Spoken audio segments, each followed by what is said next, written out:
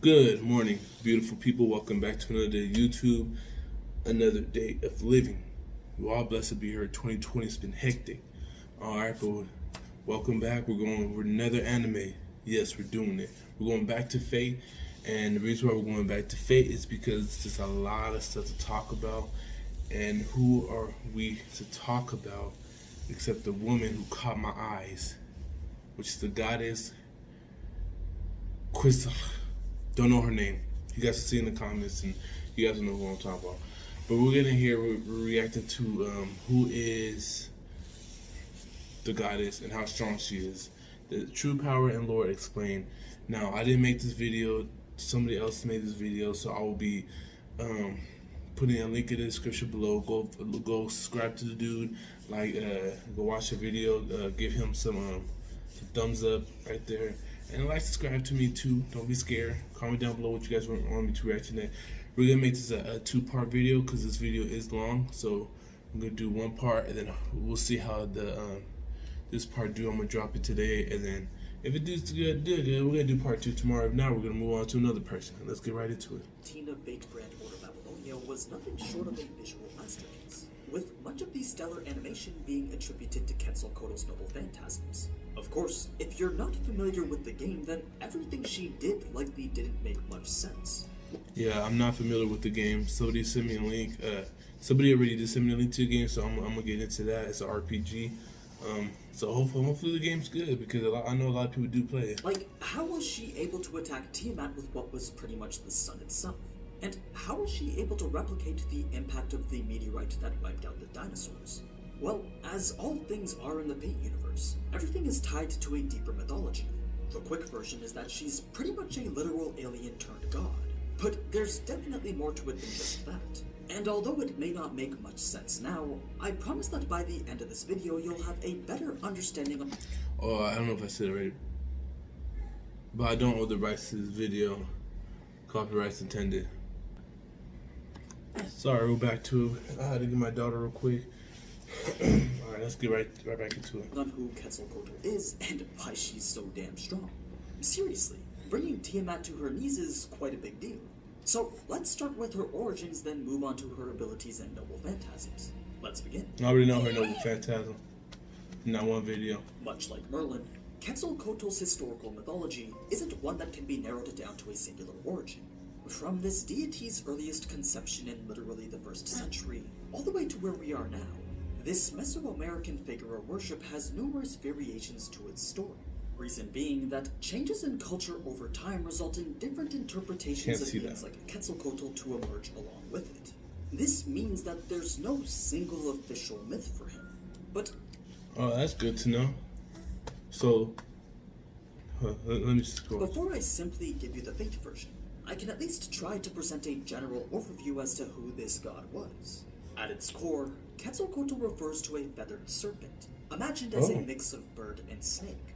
The name is a combination of the emerald feathered bird Quetzal and the serpent Coatl. To the Mayans, he was considered to be a god of agriculture, winds, and rain. So is Quetzalcoatl, is it originally a female or a male? Because he keeps on saying he, and on Fate it was a female. I know Fate sometimes changes the gender like they did with King Arthur, but To the Toltec, he became an existence that was closely associated with Venus, becoming a symbol related to death and resurrection.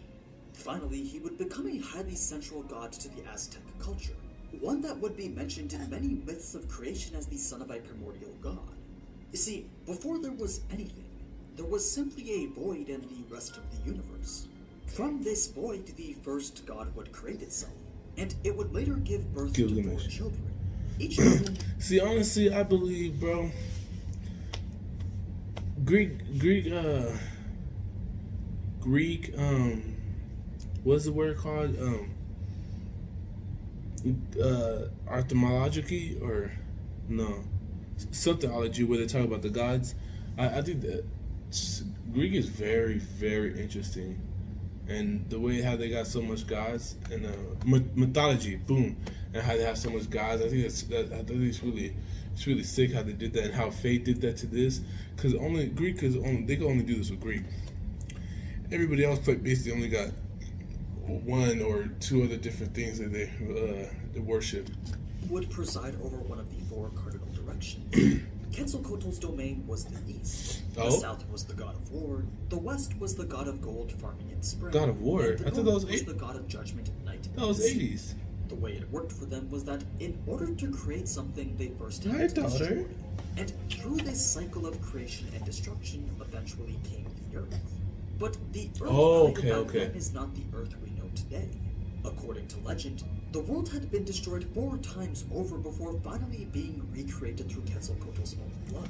The first world was created by Tezcatlipoca, though in order for his world to continue to exist, I wonder how this dude knew the words. That's what I'm trying to figure out. Because if I had to guess, I'd have said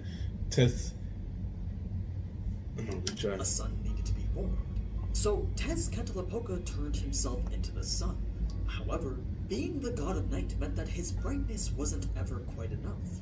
Quetzalcoatl grew dissatisfied with his brother's meager performance, and over time their rivalry would grow.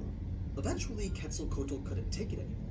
So he decided to knock his brother out of the sky with a stone club, leaving his people in a world of complete darkness.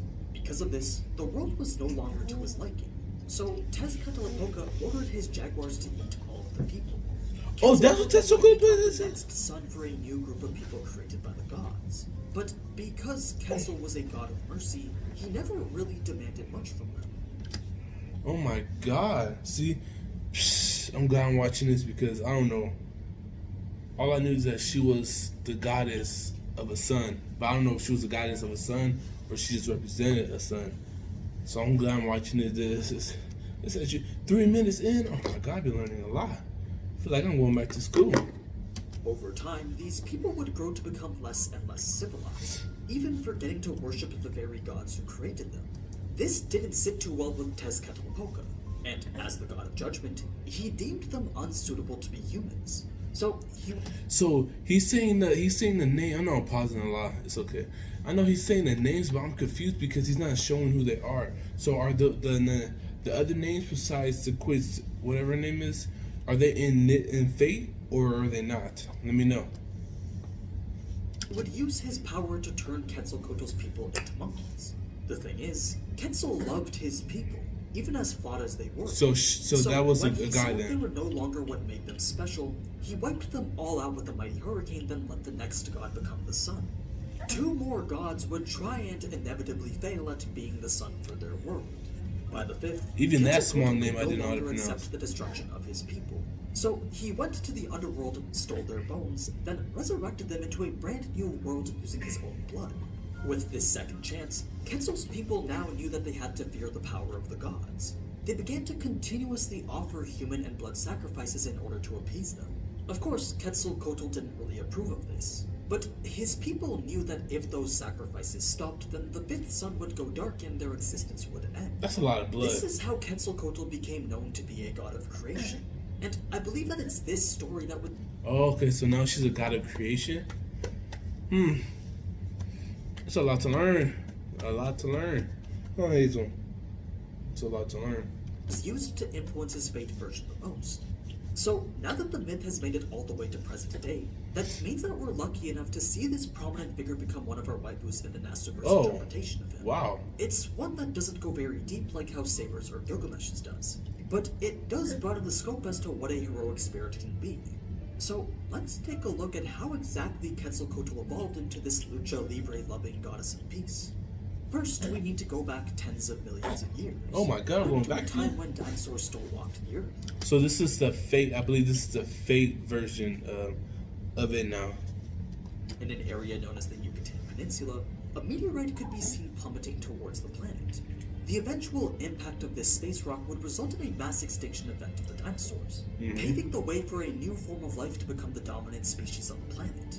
Unbeknownst to many, this astronomical object was the host to a form of microorganism from a far and ancient universe. It wasn't an invasive species, though. It was more so just a being that was adrift in space. Only after it had coincidentally found its way to Earth did this bacteria start to infect the land. Similar to a parasite, the bacteria would infect a host, then take complete control over its body, almost as if it was possessing it. At first, they would simply possess animals, but as time went on, they began to find humans to be an even more suitable host. These possessed humans would demonstrate a power far beyond what was considered normal. As a result, the people of this time began to elevate these possessed humans to the rank of God, worshipping them as superior beings worthy of ruling over humanity. The collective unconscious of mankind, better known as Gaia, or the world itself, witnessed this. That's a lot. I really hope I don't get copyrighted, but man, that is a lot to take in. We're still gonna go though. Alien species rise above the rest. So Gaia deemed them worthy of possessing administrative privileges over the world, granting them a power known as authority. Just like how she gave these privileges to the Greek, Norse, and Mesopotamian gods, so too did these Mesoamerican gods now have the right to manipulate the world. Depending on the type of authority you had, this could include anything from the control or creation of certain elements to the manipulation of time itself. For example, let's say that you were declared the god of fire. Then your domain would be fire and you'd now have authority over it. What this meant is that, regardless of your circumstances, you could now do whatever you wanted with fire. Create it, extinguish it, make it jump through hoops, whatever you wanted. Essentially, you were given the rights to bypass and overwrite any law of the world that pertained to fire. So, these alien bacteria who then became ruling figures over humanity were now classified. Let that be real. Possess me. I'm trying to become like one of them. By Gaia as beings equal to the gods. By right, they are divine spirits. Two of these bacteria who we know became gods are Quetzalcoatl and Tezcatlipoca. Quetzalcoatl was the goddess of the sun. So Quetzalcoatl, alright, that's her giving name. her authority Or his over those name. two aspects. And yeah, I'm pretty sure that implies that she could spawn a literal son if she wanted to. Really? But anyway, originally possessing a male, Quetzalcoatl was a very righteous god to his people.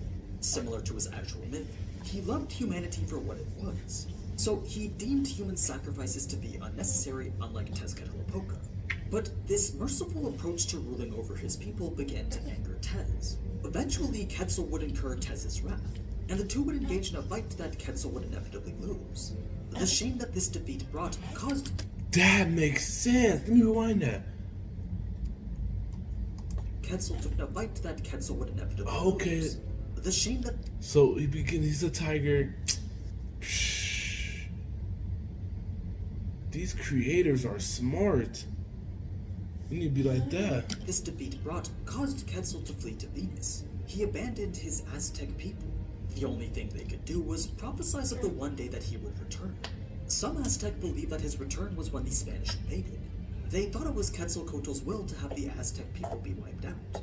Whether that was the case or not, we know that he did in fact return, jumping between human hosts until eventually reaching the female form that we see in the anime. Oh, okay. However, she didn't return. Makes sense.